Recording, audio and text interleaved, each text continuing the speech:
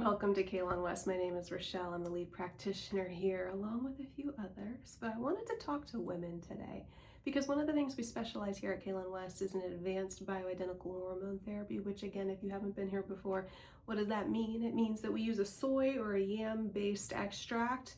It's the cholesterol molecule, and we chemically convert it. I don't say we, I'm not doing it myself, but the pharmacists do at compounding pharmacies. They chemically convert that cholesterol molecule into the same molecular structure as the estradiol, progesterone, and testosterone that you are used to receiving and interacting with in your own body. So one for one, if you put it on paper against paper, it would look like the same molecule. So I thought I'd talk a little bit about, well, as a female, what type of symptoms might I be having respective to estradiol deficiencies today? Maybe we'll also talk a little bit about progesterone and maybe some testosterone, but estrogen deficiency. Now, here's a caveat.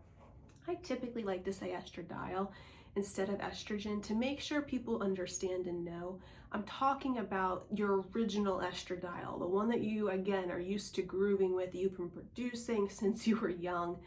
Because estrogen, to me, is a better way to term something that's synthetic, because there are synthetic products out there and they have very different research and very different outcomes, largely derived from pregnant horse urine sources and are very commonly used in the traditional medical model, different from the bioidentical hormone therapy replacement. What do you want to call them? Compounds. Okay, so estradiol, when I refer to estradiol, I'm referring to estradiol either from your natural own self or from the chemically converted soy, not Sam. You know, they say you're smart when you combine soy and yam together into Sam, when you mix up words. Soy and yam, they're extracted, the cholesterol molecule extracted from soy or yam products.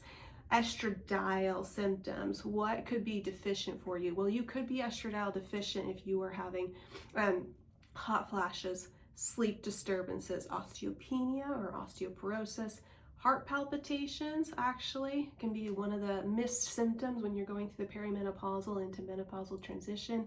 You can have low libido, you can have vaginal dryness and atrophy, yeast infections, memory lapses, depression, and headaches. Those would be quite a bit of the estradiol deficiency wheelhouse that would trigger myself as a practitioner to be thinking that perhaps we need to do some type of intervention on that end.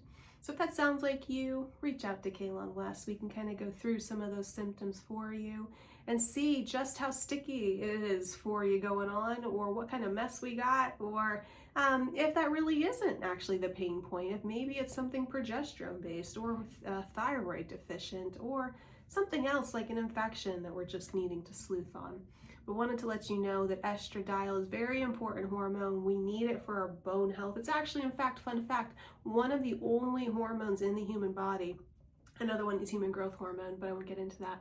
Estradiol is one of the only hormones in the human body that can actually build your bones back better and stronger. So we do measure DEXA scans, and we'll compare once you've been therapeutic for a while with blood levels and estradiol therapy. After a year's time, we can then compare your DEXA scans to make sure at least the Z and T scores are not dipping, but if anything, they might be improving. We can also check something called an NTX score every 3 to 6 months in between the DEXA scans to give you a little bit more of some lifetime data. It measures your bone density in a different way. What it's doing is the NTX score, it's a urine, a urine-derived score or marker based on the rate of breakdown of one of the peptides or the collagen mixtures of your bone health. We'll use an NTX score to see what's your rate of turnover of bone, because if you don't know, your bone breaks down and builds back on a daily fashion, but sometimes as we age, the breakdown rate accelerates against the growth. So putting estradiol back into the mixture, when if you think about it, if you don't have the estradiol around, it's not doing that busy honey-do list of building bones back better.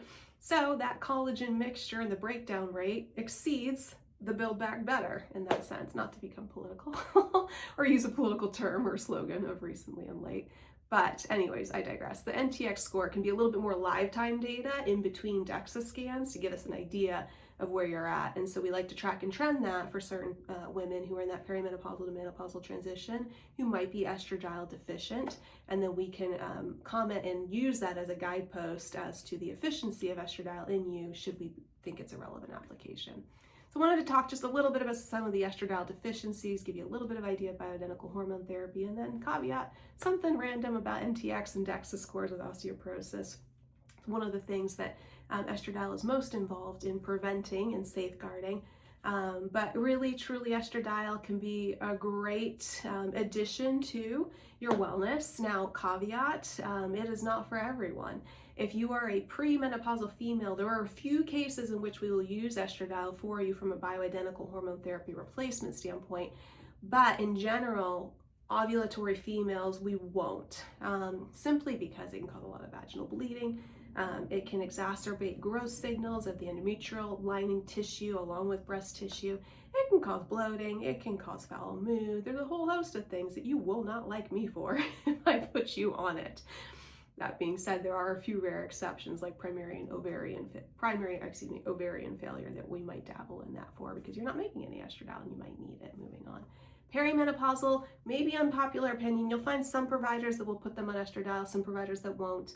We're of the practitioner belief and research supported belief that estradiol in a perimenopausal transition will just make you worse, not so much better from a symptomatic standpoint. We lean more heavily on progesterone and testosterone in that season, and if you come see us, we'll tell you why.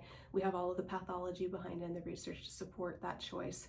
But we can get into that together. So postmenopausal, however, you are absolutely certified for estradiol, provided you don't have certain medical history contraindications. And we look forward to using it for you in both cream and in pill form. A little bit of a controversial, practice of technique there, perhaps. But come see us at Kalon West if you want to learn more, a little bit more about estradiol. There's a little bit of a smorgasbord of the estradiol community and what to talk about. But we look forward to getting you well. And estradiol can be a lot of fun with the right application and for the right season.